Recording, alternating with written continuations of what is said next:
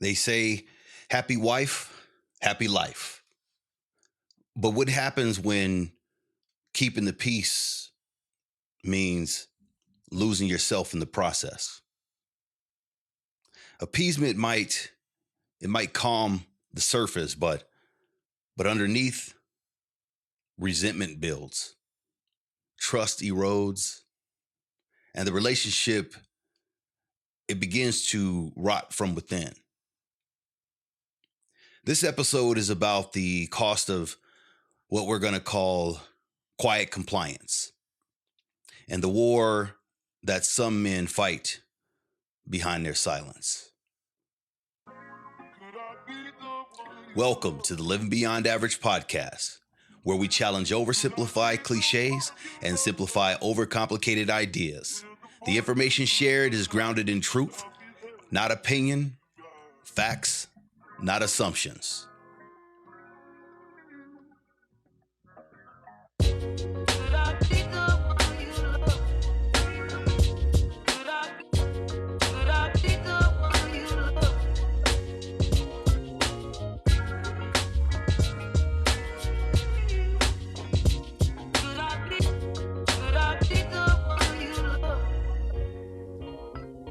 Today's episode dismantles a phrase that many of us have heard before. Some of us maybe even live by it. And that phrase is, happy wife, happy life. It sounds wise, but under pressure, it leads to appeasement. It leads to emotional dishonesty and ultimately relationship collapse. You see, if peace comes at the cost of presence, you have to ask yourself, is it really peace? Or is it a level of a quiet war? You see, I'll be honest. There was a time when I thought that staying quiet to avoid conflict would lead to peace in my home. But over my 31 years of marriage, I had to learn that leadership, especially at home, it requires honesty.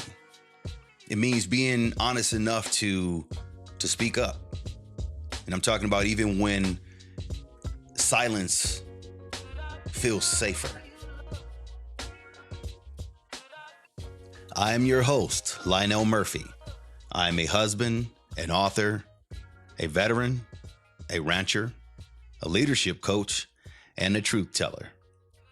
I'm here to dismantle the myths that keep some of us stuck in emotional confusion and to help call everyone that chooses to listen into the clarity of true leadership.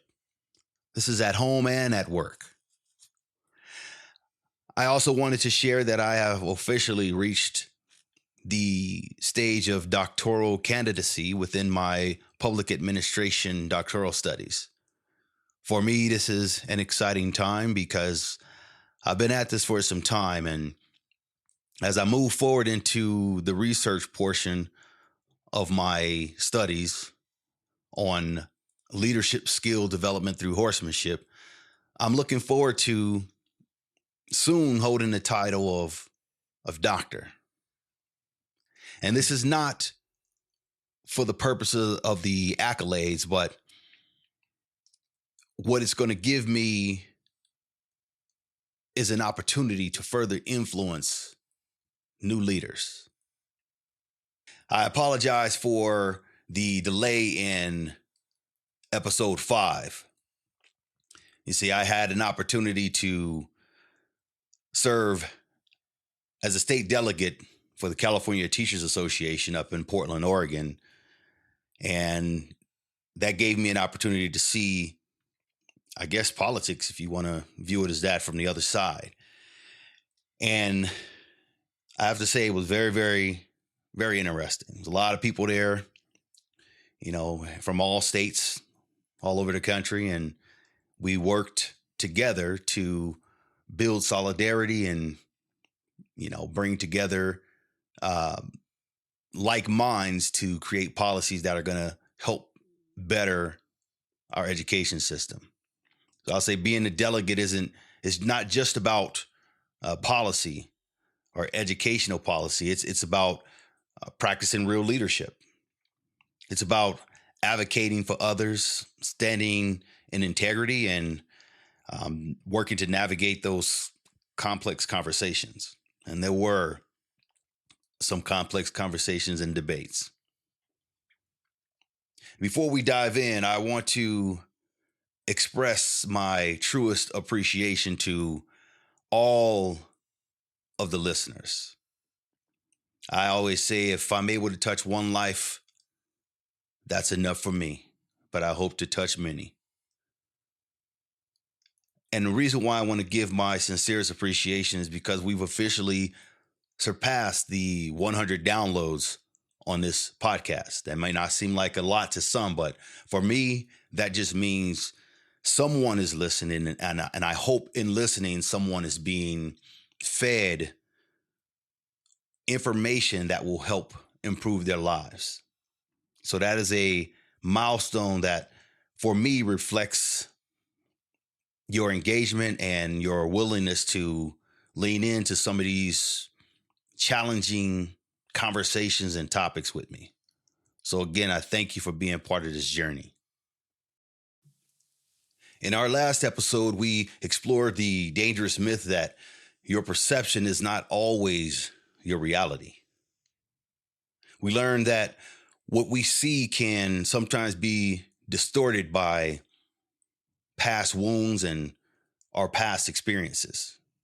This would sometimes lead to false assumptions about our partners and our teammates. So today we're going to build on that truth, because appeasement often starts when perception and reality are blurred. I speak from my lived experiences. I am not speaking as a clinician, nor am I speaking as a medical professional. The information shared is not intended to replace professional counseling or therapy. So if you are experiencing trauma or mental health challenges, please, I urge you to seek qualified professionals for care. Our quote for today is, "Love that demands silence isn't love. It's war with a pretty face."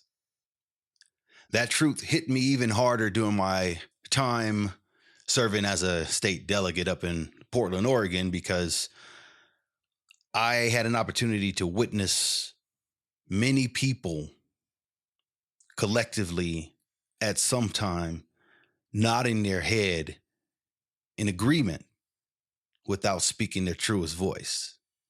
And it appeared sometimes a way of keeping peace and not going against the grain, while the real issues potentially festered beneath the surface. You see, too many men are stuck in what I'm going to say is survival mode. And with that, they mistake appeasement for peace. But if you can't speak truth in your relationship, I'll say you're not safe. You're suppressed. Our cliche for today is happy wife, happy life. It's often sold as wisdom,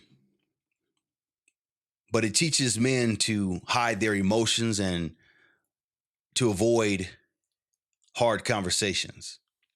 It also sometimes prioritizes surface peace over deep connection. This cliche fails because peace without honesty is a false peace. And false peace always collapses. See, the husband or the leader, he learns to silence his voice and sometimes disconnect from himself, meaning not being authentic to who who he is because he wants to avoid conflict. But this has a tendency to build silent resentment. His leadership then becomes reactive as opposed to being proactive. His decisions seem to be driven by fear of conflict instead of purpose. And see, with the wife, she may feel emotionally abandoned once that silence happens. She might feel confused by what she might refer to as inconsistency. Or she might feel burdened with the unseen responsibility of the husband's bottled emotions. And what do I mean by that?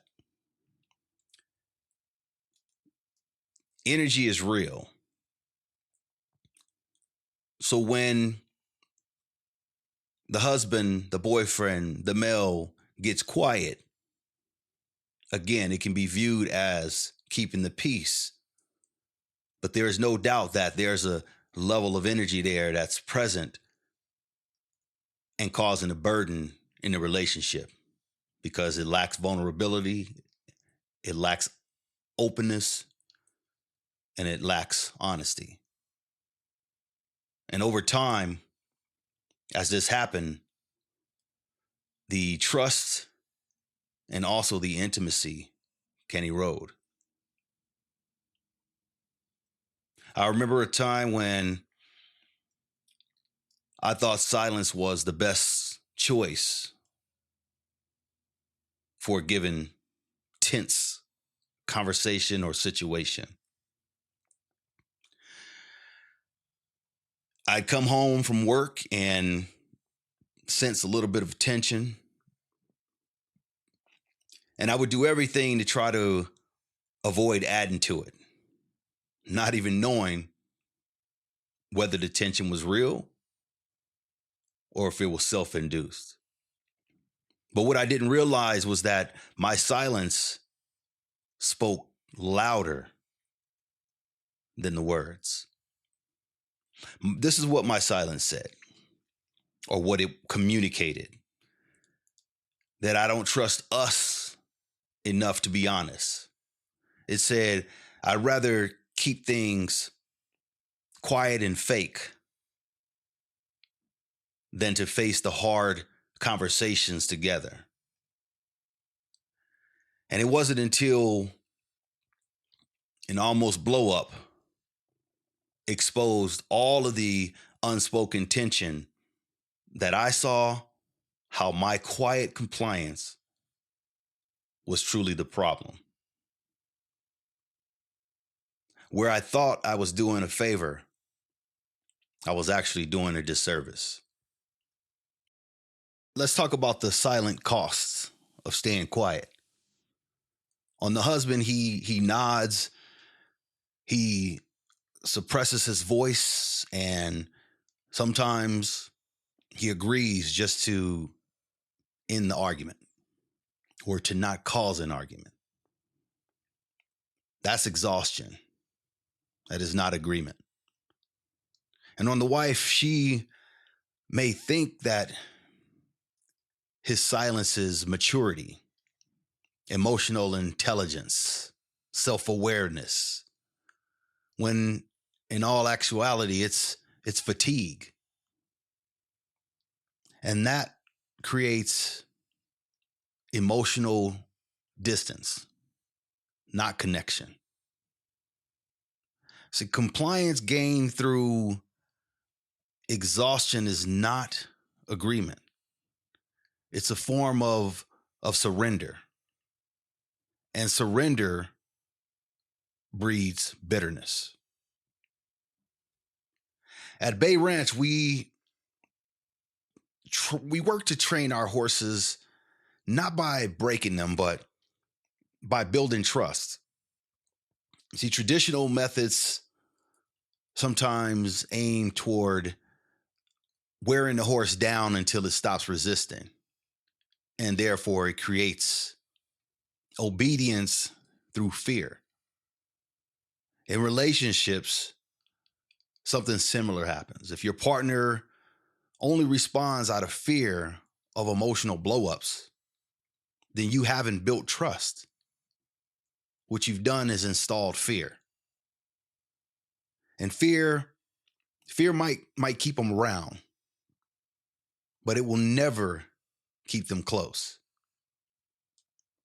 So let's be clear. This isn't about men always being right. It's about men having the courage and the safe space to lead with honesty. True leadership in a relationship means you create space for both voices to matter. You speak up not to control, but to connect. You confront tension with clarity, not silence. And for the women listening, ask yourself, are you creating a space where truth can be shared without punishment? Are you inviting honest dialogue, even when it's hard for you to hear? Because emotional maturity requires both partners to prioritize connection over control. So I want you to reflect on this. Ask yourself, where am I avoiding the hard conversations out of fear of conflict?